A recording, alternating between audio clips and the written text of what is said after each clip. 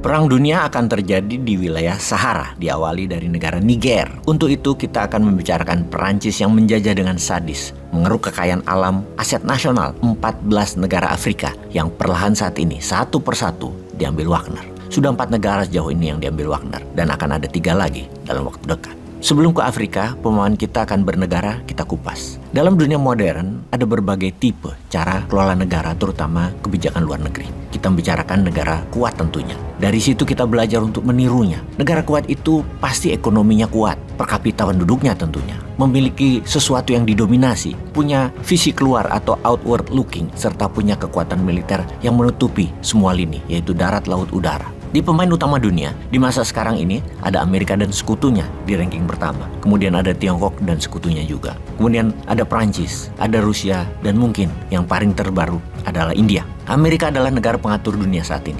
Amerika mengatur di PBB, Amerika mengatur kebijakan keuangan di IMF dan World Bank.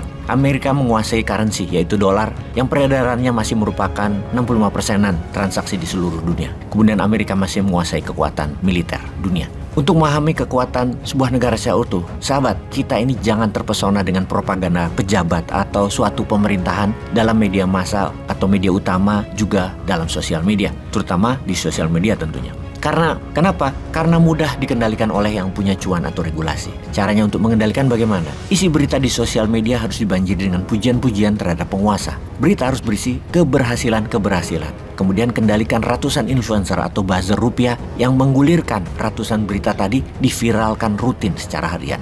Jadi ada 10.000 berita minimum setiap harinya. Algoritma sosial media di suatu negara dikuasai berita tentang pejabat yang berkepentingan. Itu kuncinya. Tentunya karena mereka harus mengatakan yang terlihat baik. Misalnya, GDP nasional Indonesia 1,2 triliun dolar, yang mana Indonesia anggota G20 atau negara 20 terkaya di dunia. Terlihat keren kan? Benar, namun Indonesia itu nomor 16 di dunia. Tidak pernah membandingkan dengan negara yang lain yang terlihat miskin seperti India, yang populasinya 5 kali Indonesia. Kita tidak pernah dibandingkan begitu di berita nasional. Padahal India GDP nasionalnya 3,6 triliun dolar alias 3 kali kekayaan nasional Indonesia. India adalah negara nomor 5 di dunia kekayaannya saat ini. Ada puja-puji yang mengatakan di tahun 2050 Indonesia itu nomor 5 kekayaannya di dunia. Nah, India nomor berapa di tahun 2050? Kok nggak disebut? Nomor 2. Sekali lagi, kok nggak dikabari hal itu? Yaitulah yang disebut selected information. Informasi yang dipilih yang menguntungkan dan terlihat keren untuk diri seseorang atau untuk suatu kepentingan. Di tahun 2050, nomor 1 Tiongkok diperkirakan GDP nasionalnya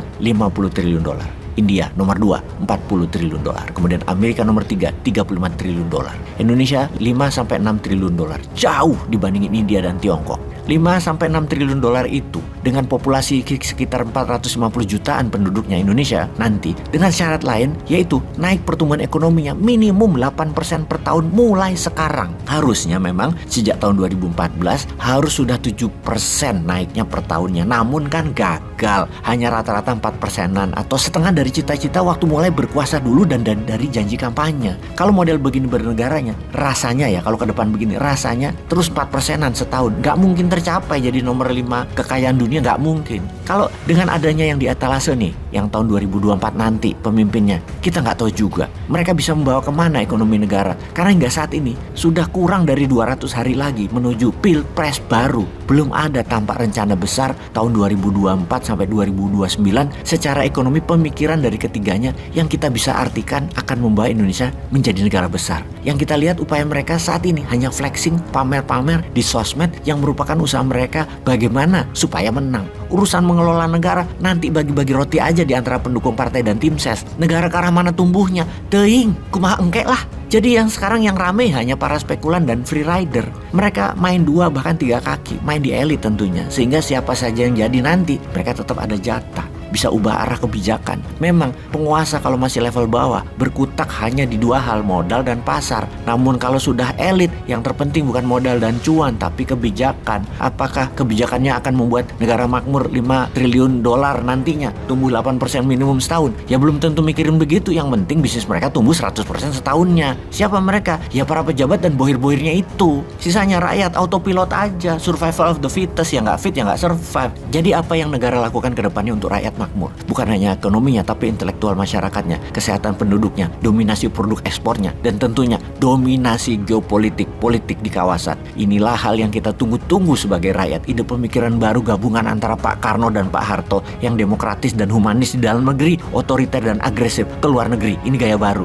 Untuk kekuatan geopolitik, kita sulit menandingi cara Amerika karena sudah mereka kerjakan 100 tahun lebih. Namun meniru strategi Tiongkok itu lebih bisa. Tiongkok baru memainkan perannya ke luar negeri belum ada 15 tahunan terakhir. Awal itu muncul dari kekhawatiran mereka. Yang pertama dikenal dengan sebutan Malaka Dilema. Kebingungan Tiongkok kalau Selat Malaka dimainkan Malaysia dan Indonesia. Tapi syukur dua negara itu sudah di tangan mereka dan mereka sudah caplok dua negara itu dalam 15 tahun terakhir. Malaysia agak lepas dari Tiongkok akhir-akhir ini karena kaki tangan Tiongkok di Malaysia, Najib Razak sudah digulingkan, yang mana sekarang Anwar Ibrahim adalah pendatang yang punya ideologi Melayu yang kuat yang akan membawa Malaysia seperti gabungan antara Mahathir dan Lee Kuan Yew. Cara Tiongkok tuh lebih halus pastinya di Indonesia. Karena itu Indonesia bisa menirunya karena telah paham menjadi bagian dari Tiongkok. Dengan lebih kurang 10.000 triliun rupiah Tiongkok diuntungkan dari Indonesia dalam 10 tahun terakhir. Kita ingatkan Tiongkok itu soft power. Kasih apa yang sebuah negara terutama impian pejabatnya butuhkan. Namun ambil yang tidak diketahui rakyat. Mengambil sumber daya alam Indonesia digaspol dalam 10 tahun terakhir ditukar dengan hutang infrastruktur dan lain sebagainya. Kan aneh ya, harta utama kita diambil yaitu sumber daya alam, lalu kita dikasih harta kebendaan, kereta cepat, jalanan dan lain sebagainya, tapi hutang. Jadi tekor dong. Tapi ya nggak apa-apa, itu bisa kita lakukan nanti di negara kawasan. Kita balas ke negara bodoh lainnya di bawah kita. Kan kita mau meniru Tiongkok, kita bisa lakukan ke 14 negara selatan Pasifik misalnya, atau ke beberapa negara ASEAN duluan misalnya. Kita pura-pura kasih infrastruktur pelabuhan, bandara, tetapi kekayaan alam, fosfat untuk pupuk Indonesia ambil dari negara-negara kepulauan Pasifik. Lalu kita ambil ikannya, intinya kekayaan yang kita tidak miliki tapi punya nilai pasar besar seperti nikelnya Indonesia yang ditiongkokkan. Pasti negara Pasifik Selatan ada juga yang kayak itu jenisnya. Pokoknya tiru Tiongkok deh. Lebih alami kita menirunya ketimbang cara Amerika. Apalagi pakai cara Rusia yang pakai Shadow Army Wagner. Orangnya anda kita, bos. Peace.